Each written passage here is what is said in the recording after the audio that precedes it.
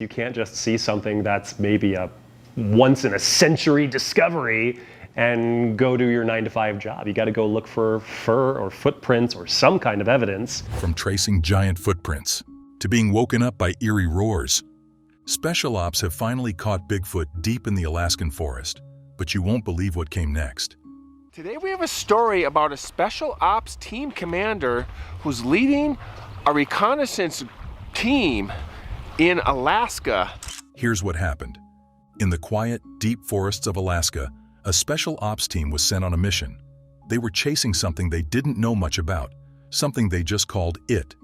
The trees around them were tall, and the air was freezing. Then suddenly, a loud, strange sound echoed, making everyone stop in their tracks. What could that sound be? Stay with us as we talk about this mysterious discovery that will definitely shock you to the core. Back in February 1994, a man named Miles led a group of soldiers into the cold wilderness of Alaska. This was no ordinary mission. Their job was to move quietly and gather important information without being seen. The cold weather made it harder, but they were well prepared with cross-country skis and heavy backpacks full of food, tents, and other gear to keep warm. Their mission took place in a remote forest near Alaskan Air Force Base, not too far from Fairbanks. The team commander, Miles, says, I think we need to go in and kind of see if we can get through here or go around. So he and two other soldiers put their snowshoes on and worked their way in through this dense forest to see if there was a route through there. They had 3 long days ahead of them, and the path wasn't easy. They had to climb steep hills, go down slippery slopes, and cross wet areas, all while staying hidden. As they walked through the snowy forest, they reached a really thick part of the woods. Miles, always thinking ahead, suggested they take a closer look to see if they should go through or find another way. He and 2 other soldiers put on their snowshoes and started exploring. That's when they saw something strange: huge footprints in the snow. Each footprint was about 18 to 19 inches long, and the steps between them were about 5 feet apart. This was surprising. One of the soldiers, curious, took off his snowshoes to see if he could match the giant steps. Even though the soldier tried his hardest, he couldn't match the giant strides. With each step, he sank knee-deep into the thick snow, barely making it 1.5 feet forward. This was a huge difference compared to the 5-foot strides left behind by whatever had made the large footprints. They took their time to measure the tracks closely. What stood out was how neat and sharp the edges of the prints were. There weren't any drag marks, smudges, or even signs of disturbed snow around them. This made it clear that whatever had passed through had moved smoothly and powerfully. The discovery left the team puzzled, giving them something to seriously think about as they continued their mission in the cold, quiet wilderness. The sergeant, who was an expert at tracking, examined the prints even more carefully. He had seen all kinds of tracks in his career, but nothing quite like this. Based on the size of the footprints and how deep they were pressed into the snow, he came to a surprising conclusion. And this team sergeant estimated, based on the stride and how deep it was and how big it was, that this thing was towering at 9 feet, weighing between 500 and 700 pounds. The creature that made these prints had to be massive. They estimated it stood about 9 feet tall and probably weighed between 500 and 700 pounds. It wasn't just the size that amazed them, but the strength it must have had to move so easily through the deep snow, while humans struggled to even take a step. This left the team with a lot of questions. What could this creature be? How had it gone unnoticed in the wild for so long? And was it still close by? Going after Bigfoot. The team made the quick decision to follow the tracks, eager to see where they would lead and hoping to uncover more about this huge creature. The footprints led them on a trail that moved skillfully across mountain ridges, hidden beneath thick trees, and winding through damp, marshy lowlands. It was clear that the creature knew how to stay hidden and move quietly, using techniques similar to what the soldiers were trained to do. This added even more mystery to what they were chasing. As they continued to follow the trail, the day began to slip away, and the cold night air set in. Realizing they couldn't go much further in the dark, the team stopped to set up camp. They unpacked their pre-packaged meals, warming them over a small fire, and rolled out their sleeping bags under the open sky, ready to rest after a long day. The stars shone brightly overhead, offering a brief moment of peace in the quiet wilderness. But that peace didn't last long. Night of fear. At around 4 a.m., Miles was suddenly jolted awake by a distant sound. At first, it seemed like a wolf howling far off in the forest, but as he listened, the howl changed. It grew louder, turning into a deep, echoing roar that bounced off the hills surrounding them. The noise sent a chill down his spine. Then, to make things worse, Miles heard something big moving through the forest, its heavy footsteps getting louder as it approached the camp. Just when it seemed like the creature was going to appear, everything went silent. The sudden quiet was unsettling. Then, he heard it again. Something pacing back and forth, snapping branches and rustling through the underbrush, as if it was circling the camp, watching.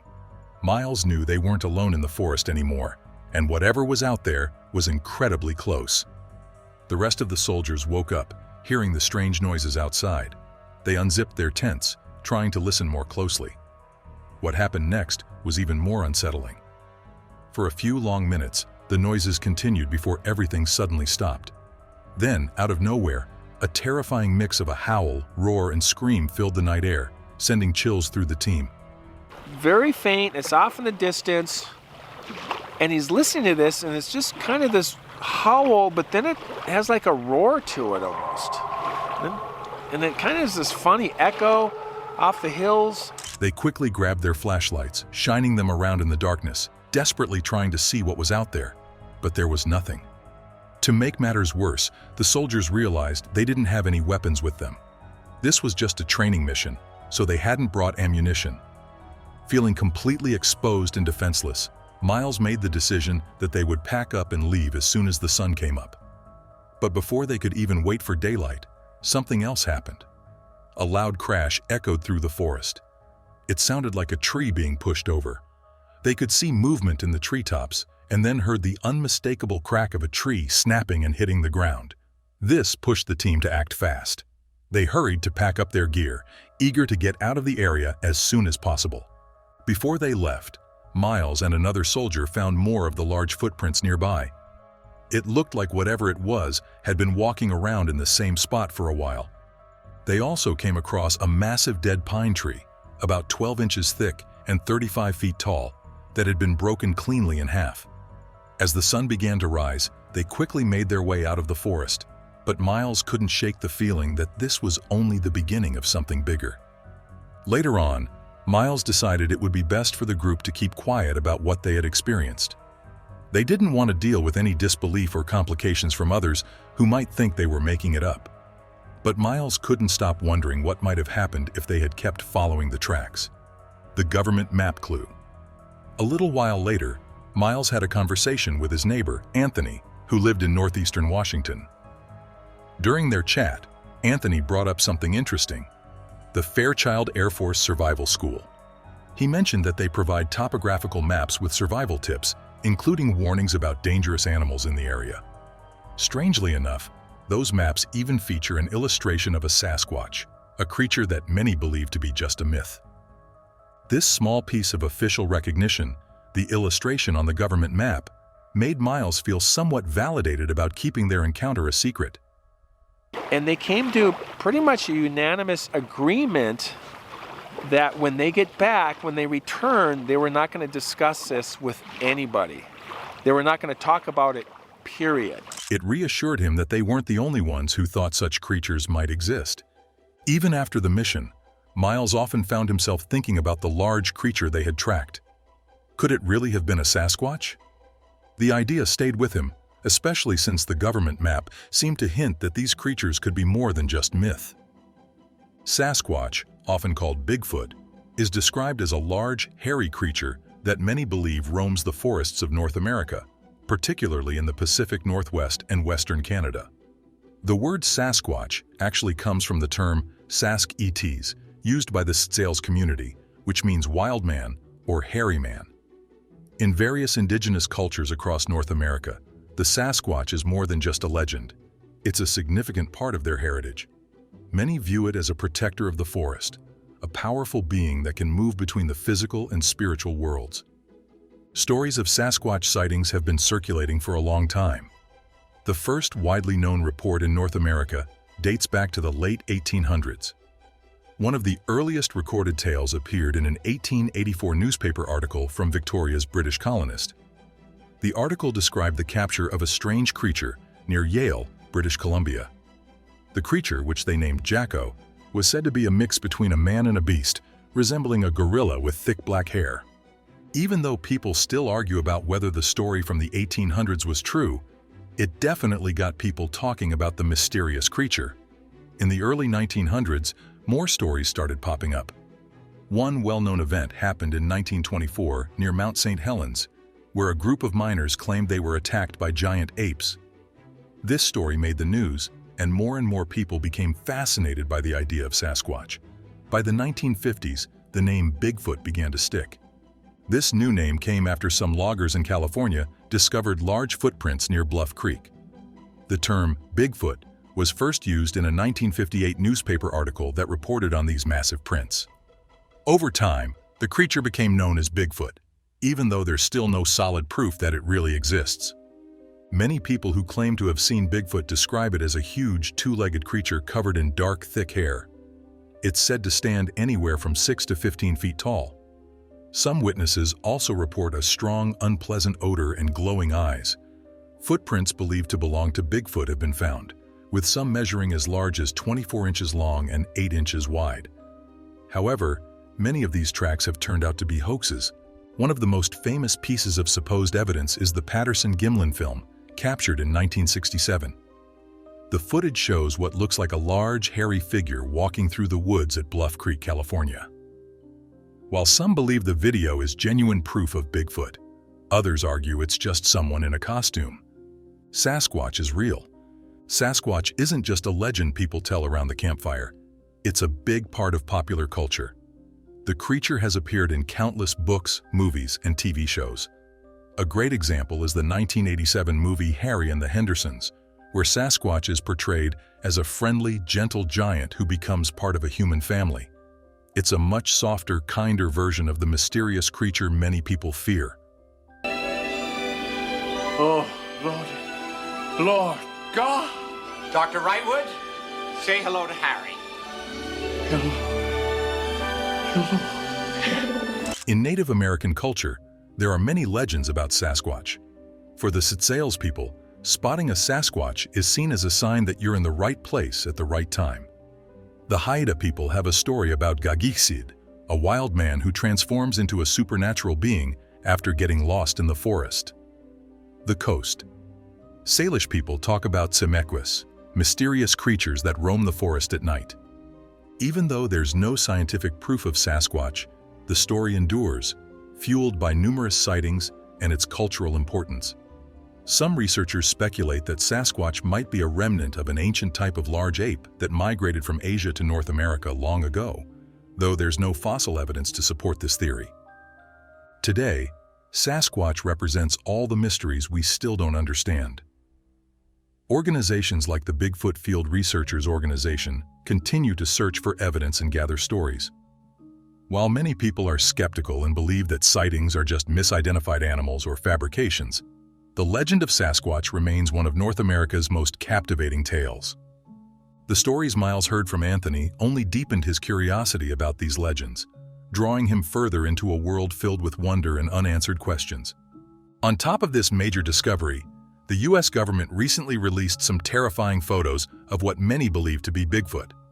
Let's take a look at some of these strange photos. Rick Jacobs' Pennsylvania Bigfoot photos. Back in 2007, a big debate about whether Bigfoot is real or not started again. This happened because of some photos taken by Rick Jacobs in Pennsylvania's Allegheny National Forest. Rick set up a camera with a motion sensor to take pictures of wild animals like deer. But instead of just capturing wildlife, he got photos of something very strange. A hairy figure crouching down on the forest floor, almost as if it was searching for something. These photos became a big deal, grabbing the attention of both people who believe in Bigfoot and those who don't. Rick, who loved spending time outdoors, was really just hoping to see animals like deer, But what he found was much more mysterious. The creature in the photos had long, dark fur, a stretched-out body, and limbs that looked more like a human's than any animal known to live in that area. The creature's posture and how its body was shaped started a huge argument among experts and fans of Bigfoot. Some thought the photos showed an actual Sasquatch, which is another name for Bigfoot, pointing out the creature's unique look and the fact that the area had a history of Bigfoot sightings. On the other hand, some people didn't believe it was Bigfoot. They thought it might just be a bear with mange, which is a skin condition that makes animals lose their fur, causing them to look very different from normal. Despite the disagreements, the Pennsylvania Bigfoot Society and other groups interested in mysterious creatures took the photos seriously. A lot of Pennsylvanians apparently believe in Bigfoot. Travel Channel conducted research and gathered data from the Bigfoot Field Researchers Organizations for a new show. It found Pennsylvania ranked third with 1,340 apparent Bigfoot sightings. They investigated and noted that the creature in Rick's photos didn't look like any known animal from the area, which made them think it could actually be Bigfoot. However, skeptics still weren't convinced, saying the photos were too blurry and unclear to really prove anything for sure. Even with all the arguments, Rick's photos are still seen as important evidence in the ongoing debate about Bigfoot. Many experts have looked at the images, they've been talked about in documentaries, and they've been shown in many media reports. The mystery around these photos keeps people fascinated, wondering if Bigfoot could actually be living in the deep forests of North America. But is this the end of the Bigfoot story? Not quite. Bigfoot sighting in a Reddit user's backyard. In the world of online communities, especially on a website called Reddit, people love to share strange and unusual things they've experienced. One story that became very popular involved a Reddit user who went by the name Bigfoot Watcher. He claimed to have seen Bigfoot right in his own backyard. This story got a lot of attention and made people talk about whether Bigfoot is real once again. Bigfoot Watcher lived in a rural area, which means his house was in the countryside with lots of woods around it. He was always interested in Bigfoot and spent time reading stories and theories about the creature online, but he never thought he would actually have an encounter with Bigfoot himself. One evening, while sitting on his porch, he noticed something strange moving in the trees. He grabbed his phone and quickly started recording. The video he posted on Reddit showed a large, shadowy figure moving through the woods behind his house. The creature looked like it had dark, messy hair and walked on two legs, more like a human than an animal. As the figure came closer, Bigfoot Watcher felt both scared and excited. He wasn't sure what he was seeing, but he knew it was something unusual. After a short time, the creature disappeared into the deeper parts of the forest, leaving him with only a brief but interesting video. The Reddit community responded quickly, with thousands of users commenting on the video and sharing their thoughts. Some people believed the footage was real and thought it was one of the best pieces of evidence for Bigfoot's existence. They pointed to the size of the creature, how it moved, and the location where the sighting happened as proof that this could really be Bigfoot. But others weren't so sure, suggesting that it could be a hoax or maybe just a misidentified animal. To back up his story, Bigfoot Watcher added more details in follow-up posts. He explained that he had lived in that area for many years and had often heard strange noises and seen odd tracks in the past. He also mentioned that the region had a history of Bigfoot sightings, which made his account seem more believable to some. Now let's explore some more stories about strange creatures from all around the world. Bigfoot around the world. Across the globe, many cultures have their own version of a large, hairy creature similar to Bigfoot. Although these creatures may look alike, they are deeply embedded in the unique folklore and traditions of their regions. In Indonesia, there is a creature known as the orang pendek. It resembles a small, powerful ape and lives in the dense jungles of Sumatra.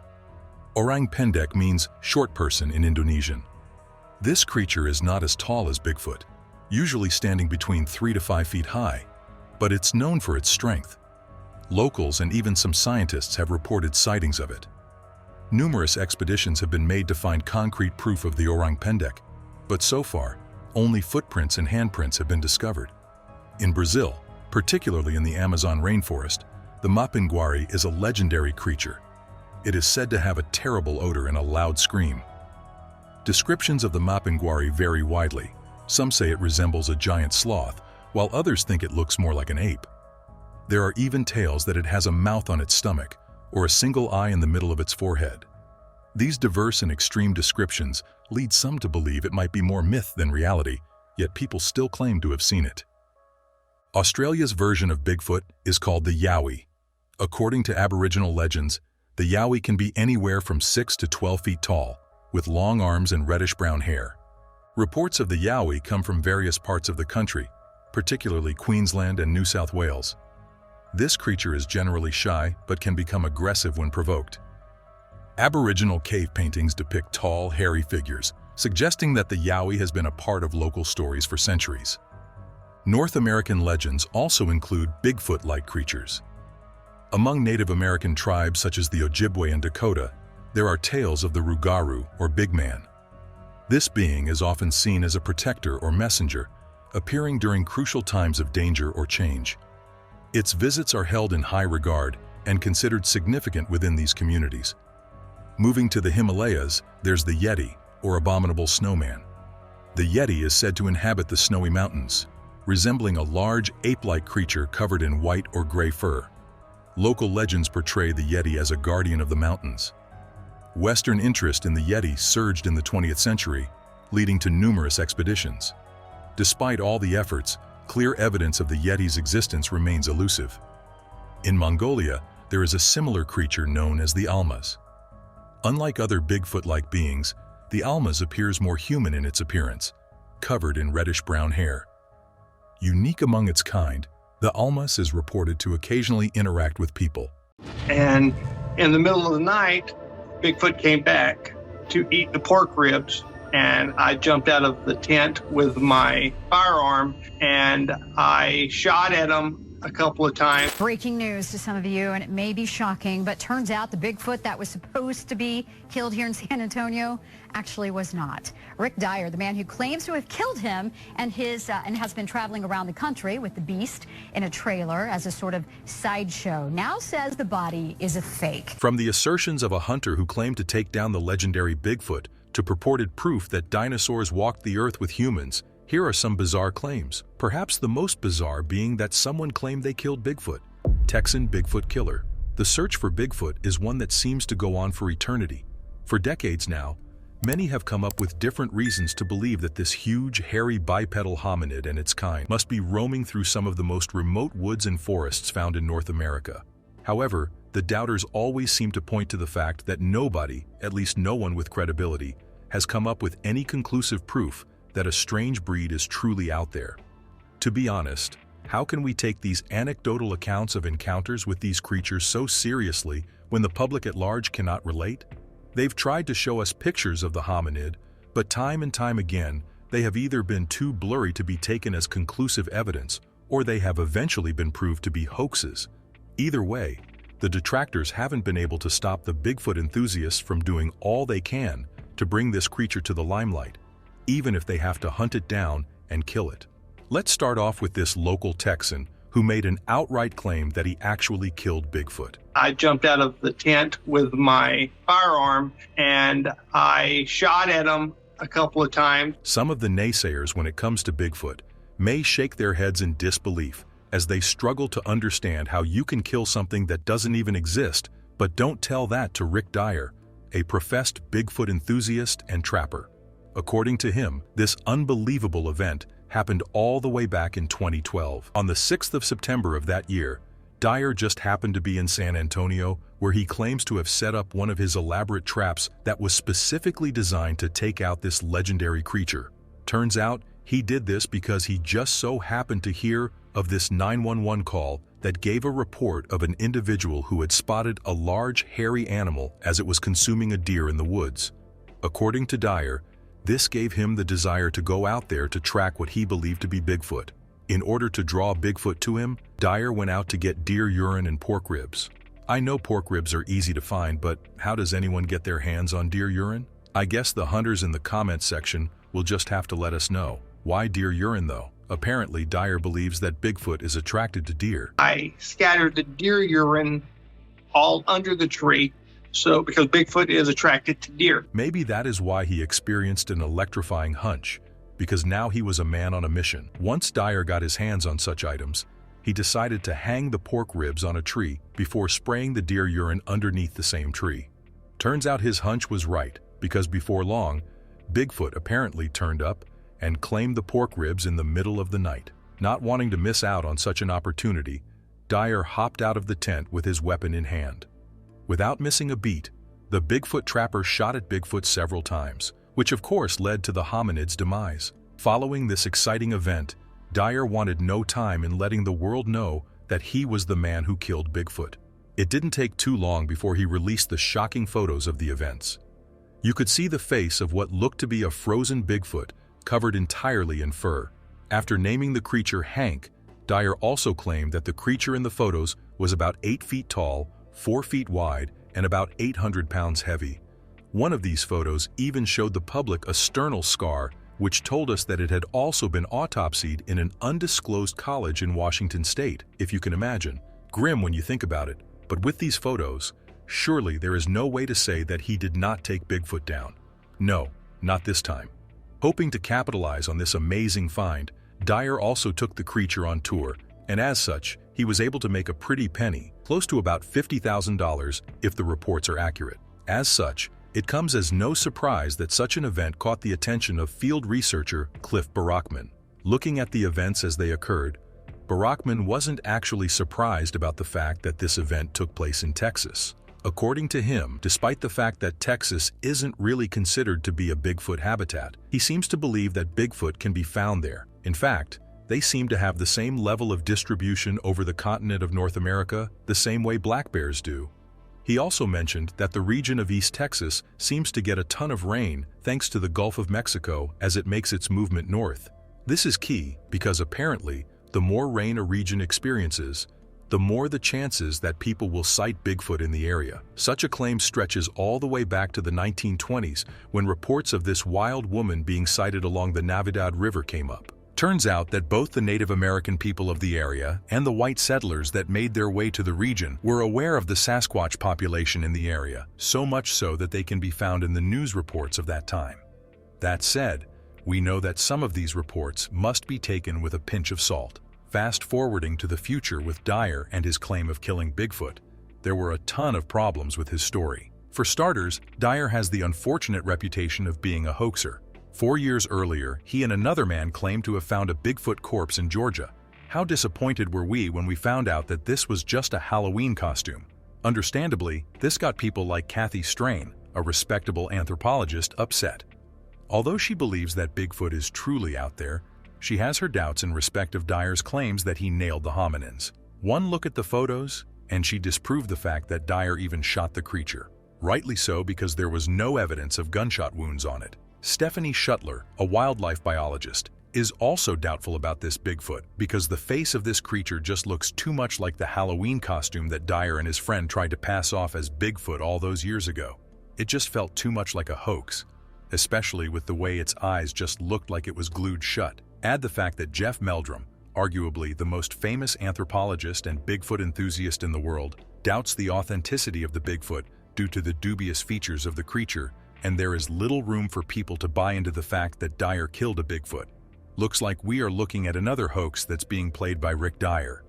He didn't even give us the result of the autopsy. Shame, because this just adds to the doubt that Bigfoot is really out there. Hold up, is that a chupacabra? Next up, we head out to Amarillo, Texas, where we witness a truly bizarre scene. Such a scene is witnessed by the security camera of a local zoo in the dead of night. What are we on about? Well, back in the summer of 2022, while watching the animals that have been kept under the custody of said local zoo, the security cameras managed to capture the footage of this strange creature that was lurking outside the fence. Just take a look at it. The figure seems to be bipedal, but somehow, that's not the only strange thing about it. Hairy and feral looking, not to mention its canine-like head that made it look like a wolf. You can only imagine how confused the authorities of the local zoo felt when they got a look at the recording. The scene was so baffling that the authorities had to ask the members of the public if they could recognize what was caught by their cameras. Before long, the video would go viral as the members of the public did what they could to figure out what this strange creature was.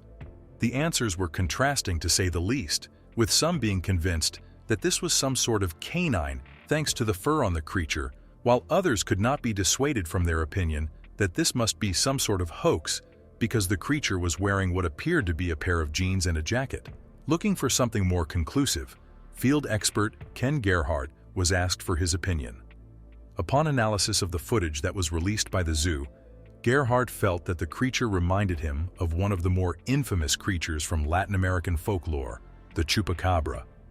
Found everywhere in Latin American culture since the 1990s, this infamous creature is known to be a blood-sucking fiend, with its name translating to goat sucker of all things, thanks to the fact that the creature is known to drink the blood of goats and other small farm animals. Well, thankfully, there seemed to be no goats that were victimized in the Amarillo Zoo, but Gerhardt could not shake off the feeling that he was right about his estimation.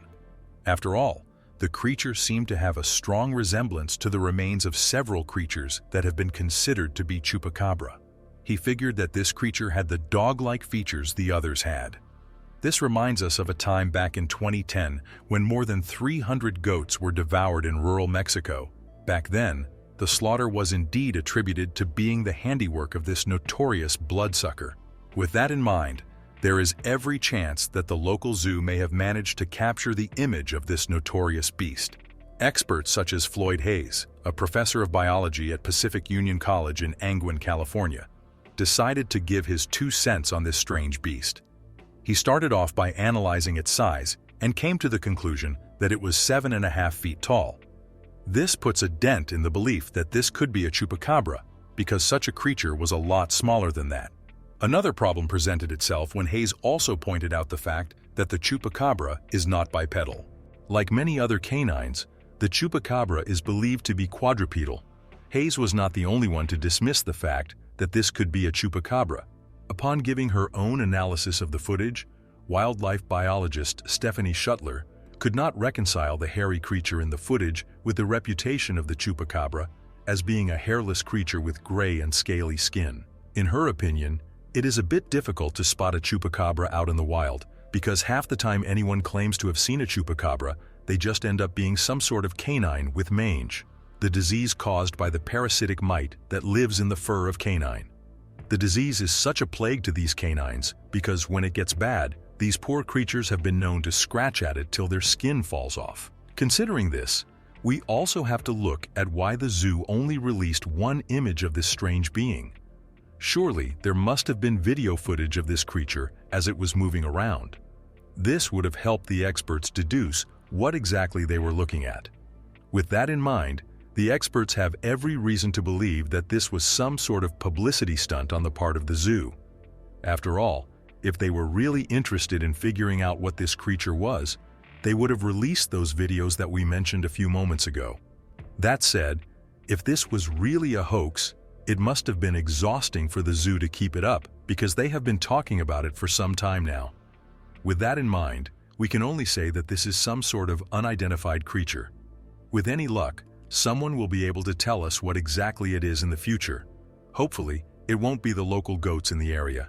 Texas UFO. From one unidentifiable creature to another, we head over to Tomball, located just north of Texas. There, the lives of Nick Daly and his friends will be changed forever by the extraordinary scenes they would experience one shocking night. All they wanted to do was enjoy themselves by returning to Daly's home after enjoying their dinner. Before they knew it, they were left in a state of shock and awe by the appearance of some mysterious lights in the night sky. Upon taking a closer look at the footage they recorded, you can see that the group of friends were right to be in a state of shock and awe due to the 3 glowing orbs that were hovering above them in a circling formation. Suffice it to say, they had never seen anything like that before in their lives.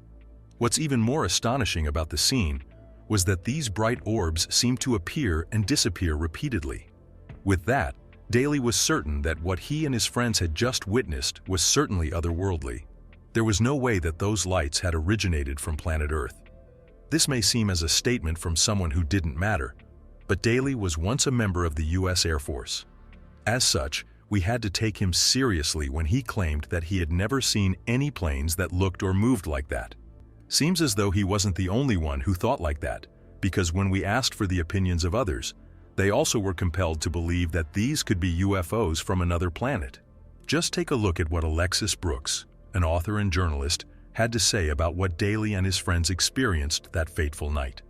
In fact, she also went a bit further by recalling that this was not the first time that such strange lights have been spotted as they hovered over the night sky in the state of Texas. According to her, such lights had been seen as recently as the spring of April 2022. She was talking about the time when some orange lights were spotted hovering in the sky over in Kyle, Texas. As similar as both sets of lights seemed to be, one thing that Brooks made sure she mentioned when she spoke about the lights in Tomball was that they seemed to display signs of what is known as phasing. That is a process in which some of these lights change their atomic structure so that it looks as though they are materializing and dematerializing. Whatever the case may be, we are still left to wonder if Texas is truly a hotspot for these strange UFOs. With that in mind, we may have to look at the history of these UFOs in the Lone Star State. This takes us all the way back to 1897, one of the earliest incidents of UFO sightings in the history of Texas. Apparently, a UFO crashed into a farm on the 17th of April of that year. Even more amazingly, there are reports that a dead pilot was found in said UFO, believe or not. Far from what Kal-El experienced when he slammed into that farm in Kansas, it begs the question of if Texas truly is a landing hub for these extraterrestrial creatures. If that is not the case, maybe there is a way to get to the bottom of what Daly and his friends experienced that fateful night in his apartment complex. In order to get some answers, we turn to Michael Primo, a video analysis expert, to see what he thought about what Daly and his friends witnessed that fateful night. According to him, he analyzed the clip to see if there were any original file signatures out there. Interestingly enough, he revealed that there were indeed no file signatures. Next up, we turn to Tim McMillian, an aviation expert. His analysis of the clips told us that we were not looking at footage of aircrafts that displayed movements that were consistent with that of conventional aircrafts on Earth. They were just too close to each other to avoid collision like conventional aircrafts from Earth would. He figured that at best they were drones, but they stayed too long in the air to be conventional drones. Finally, we asked Mark D'Antonio, an astronomer and a video effects expert, to see if he had any answers for us. Upon his analysis, he figured that they could be sky lanterns, but that would be a reach because the UFOs didn't move like sky lanterns. Their movements were not dictated by the wind. Furthermore, the UFOs moved in a circular motion, and they left tail streaks, another telltale sign that they were dealing with something otherworldly. To him, he believed that they could be skydivers. This would not be strange, because a similar incident occurred back in 2013. That being said, we haven't been able to confirm what this was. As such, we can only say that these were unexplained phenomena. With any luck, we may get the answers we need when it comes to what these UFOs are in the future. Humans and dinosaurs. Walking hand in hand? Finally, we take a trip back in time to 1980.